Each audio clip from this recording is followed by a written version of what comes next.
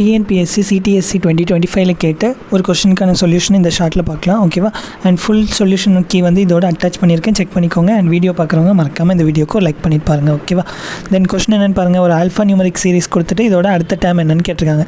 So நம்பர்ஸில் உள்ளதை தனியாக எழுதிக்கலாம். ஸோ 2 2 4 4 8 8. ஸோ அடுத்த நம்பர் என்னவாக இருக்கணும்? 16. ஓகேவா? ஸோ ரெண்டு அடுத்தடுத்த நம்பர்ஸ் 2 2 இன்ட்டு 2, தென் இன்ட்டு 2 அடுத்த நம்பர். ஓகேவா? தென் இன்ட்டு 2, therefore 16. ஸோ இது பிரச்சனை இல்லை. அடுத்த லெட்டர்ஸில் எப்படி இருக்குது? எல், இ, கே, எஃப், ஜே, ஜி. அடுத்த நம்பர் என்னென்னு பார்க்கணும். ஓகே, அப்போ ஒவ்வொரு நம்பருக்கும் உள்ள இதை பாருங்கள். ஓகே, ஒவ்வொரு லெட்டருக்கும் உள்ள நம்பர் செக் பண்ணுங்கள். ஸோ எல்லுக்குள்ளது என்னது?